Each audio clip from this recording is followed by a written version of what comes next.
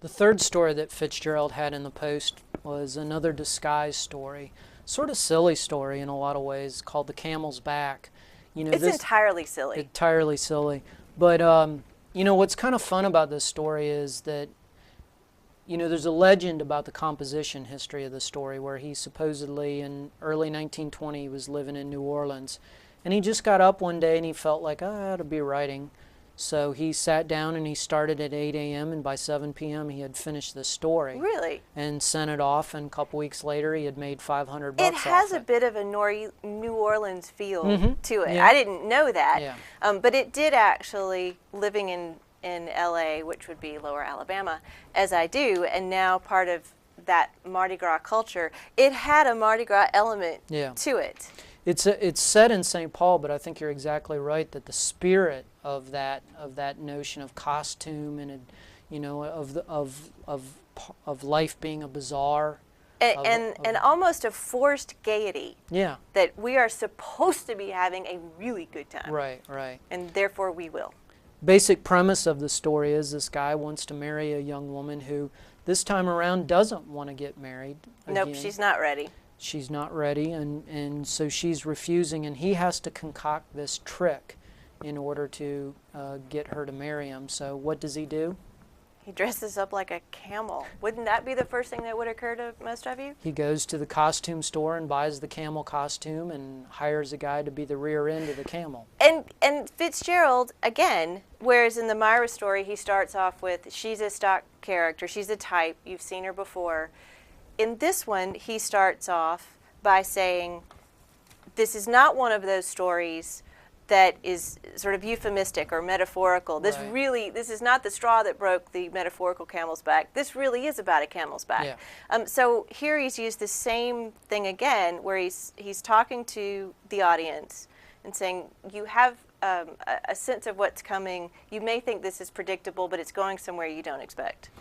You bring up a great point in that supposedly the legend is this was an event that really happened in St. Paul that he heard about that inspired the story. Whether, people have spent whole careers trying to find this out and investigating. But I think you make a great point that he's having fun with a lot of these legends about the Middle East, and people dressing up as these sort of fantastical figures and living out vicariously through them. The other point you make is I love that you bring up about the intro to the story, because Fitzgerald's commercial stories are often criticized for being a little too gabby, for directly addressing the reader and saying, dear, let me tell you what this story's about, and there's some digressions. But it makes you feel like he's sitting right there telling you this story. It's almost like, as everybody in pretty much every story has a drink all the time. Mm-hmm. It's kind of like you had him over for dinner, and you're sitting around the table at the end, and everybody's got that last glass of wine or a cup of coffee, and he's telling you this story. It sets up the mood as something somewhat conspiratorial, almost like gossip. Right. It's part of the charm, I think. I mean, there's so much personality in these stories, but these direct addresses and the way that he calls attention to the fact that he's telling a story or that he's writing a story, it makes it personable. It does. And I think that's part. Again, that's an element that his contemporaries would absolutely refuse or say you should cut out. But I think that was part of his character, to want to address his audience and to want to bring them into the story as opposed Was that to, specific to the Post audience or to Fitzgerald and his audience in general? Well, I think a lot of Post stories and a lot of commercial stories in general, we sort of think of them as being willing to address the reader. It really comes out of the 19th century when stories were didactic and they taught you lessons.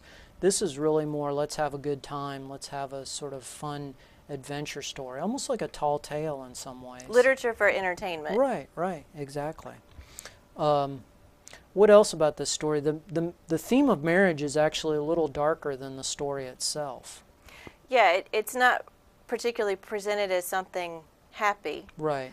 There were a few things I noticed. I mean, he goes to great pains to show the women, particularly in this one, as bucking convention.